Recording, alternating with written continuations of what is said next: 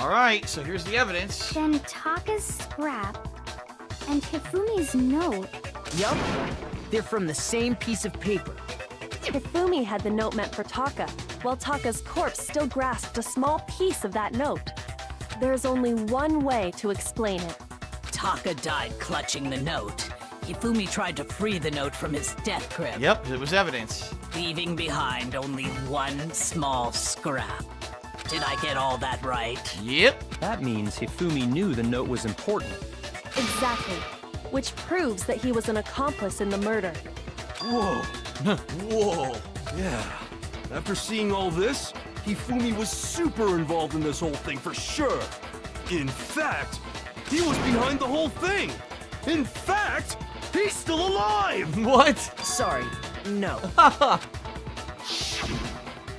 When we found him in the repository, Hifumi was truly and completely dead. The second body discovery announcement proves that. So then, who killed Hifumi? Celeste, who was behind Whoever it. did is the mastermind, the true killer. He was killed in the repository. So he must have been killed not long after transporting Taka's body. So, he must have been killed after Taka's body vanished, but before we found both bodies in the repository. During that time, we'd all split up and were searching for Taka's missing body. In other words, during that time, none of us have alibis. Yep. Wait, but me and Sakura were together. Stop trying to steal the spotlight, you stupid walrus! Oh! Who are you calling a walrus? Anyway, when they were killed bothers me too. But there's something that's been bothering me even more. And what might that be? The weapon they used to kill Hifumi. The weapon? Yeah, because I mean, according to the Monokuma file, the way Taka and Hifumi were killed was almost the same, with them having similar fractures and all. Right. But Justice Hammer 3 and 4 were still laying around in the nurse's office and equipment room, right? Yeah, but there was the other hammer we found washed in the art room. So if Hifumi was killed in the repository, the culprit would have had to grab one of the hammers, kill Hifumi, then put the hammer back where they found it. What the fuck is coming out of Genocide Jill's body? Look, like spikes. But wouldn't that be seriously risky for him? I'm surprised. It seems there's some semblance of a brain knocking around that skull of yours after all. Hell yeah, it's packed in there good and tight. He's right, though. I don't understand it either. The Monokuma file makes it clear that they were killed using similar instruments. But if the hammers were already laying around those other rooms... So the question is, how could the culprit have gotten their hands on either of the hammers? Personally, I haven't a clue. So which hammer was used to attack Celeste? Number 1 or number 2? Those were accounted for in other rooms too. And I don't think either one is big enough to kill someone. Then, Yeah, it's the one that was washed. We found it. It's in evidence. Is it not possible they used a different weapon? I don't think it is possible. They were both killed with the same kind of thing, right? So then, what was used to kill Hifumi? The weapon that was used to him?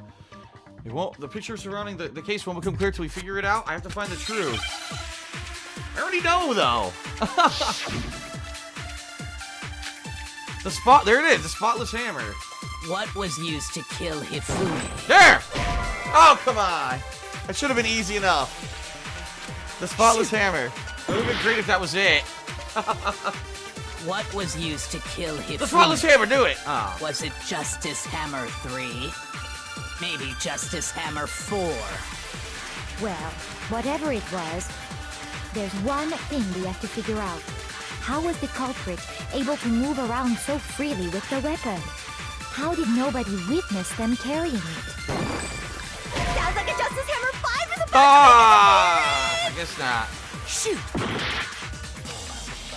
That would have been the What answer, was though, because it used was to spotless kill because they Hifumi? washed Was it. it just maybe Justice? Well, there's one. How was the culprit able to... How did nobody witness that? Sounds like a Justice Hammer 5 is about to make its appearance! Check out murdergear.com God damn it! Hammer Time for more info! I should have watched the whole thing once first. What was used to... Was it just maybe justice? Well, there's one. How was the culprit? How did nobody... Sounds like a justice here. Check out murdergear.com. Well, one thing seems the murder weapon had to be one of the justice hammers.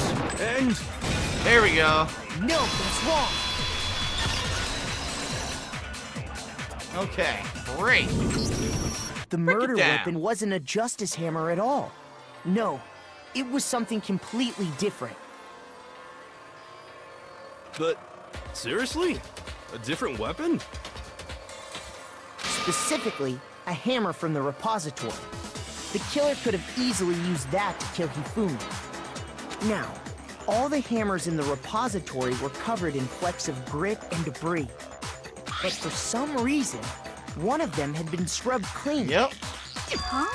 there it is. And the reason it had been scrubbed clean was most likely because it was used to commit murder. If the hammer got covered in Hifumi's blood, of course they'd have to clean it off. I'd also like to point out that the repository has all kinds of hammers. Big ones, small ones, and even some flat mallet-like ones. I think whoever made the justice hammers used those as a basis for their design. If that's true, that would explain the Monokuma file's note about the wounds being similar. So Hifumi moved Taka's body to the repository, where someone then used a hammer to kill him. Yep, the dirty double cross. And whoever did that is the true killer.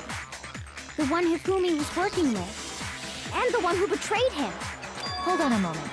I still think it's strange to assume someone was working together with him. The way the graduation rule works, there is no benefit to helping someone else carry out a murder. So the idea that anyone would work together like that is simply ludicrous. We talked about this, did we not? We did talk about how there wouldn't be any reason for anyone to work together. At least, that's what we thought at first, but... Okay.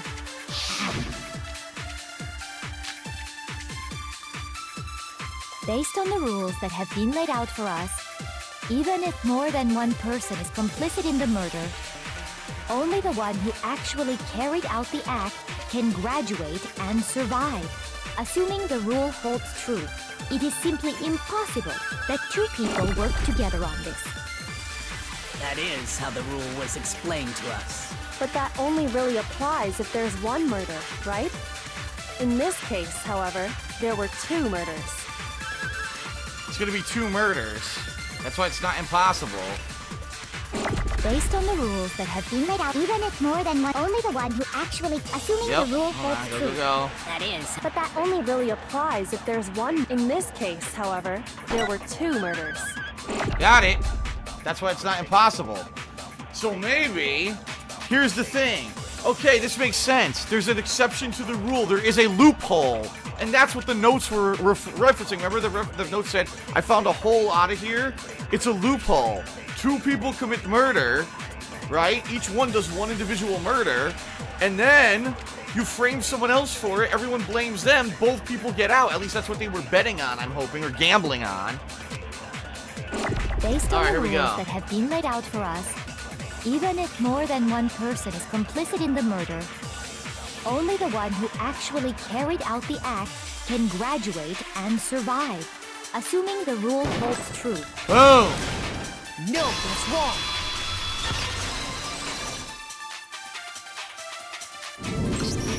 Since there were two murders, it's at least plausible that more than one person was involved. What do you mean? If there'd only been one murder, then yes, the idea of an accomplice isn't really worth considering. Naturally, if only one person can be saved per murder, an accomplice has no risk versus reward benefit. Risk versus reward benefit? The payoff for working together. The reward that balances out the risk of taking part in a scheme. There's no point in being someone's accomplice if there's no benefit to you. Yep. However, if there were some potential mutual reward for the risk, then cooperation becomes possible. You're saying that two people could act as each other's accomplices to commit two separate murders. Right. I think that's what the true killer told Hifumi. They would each have an accomplice for their crime. And based on the case's events, Hifumi would have been the first one to act, murdering Taka. They made him carry out the first murder so he couldn't back out of helping them later on. So in this case, there wasn't one single person committing multiple murders. Instead, each person killed someone, creating two separate incidents. And it only looked like one person because that's how the true killer designed it to look. Yep. But then what happened was, Celeste said, oh, well, the real way for me to get out of this is just to kill Hifumi, and she ended up killing him, to become the one true killer. So even though she thought they had found a loophole, maybe she wasn't convinced that the loophole would work, and the only way to be foolproof was to kill Hifumi, so that's why she did it. Haha! Alright, cool.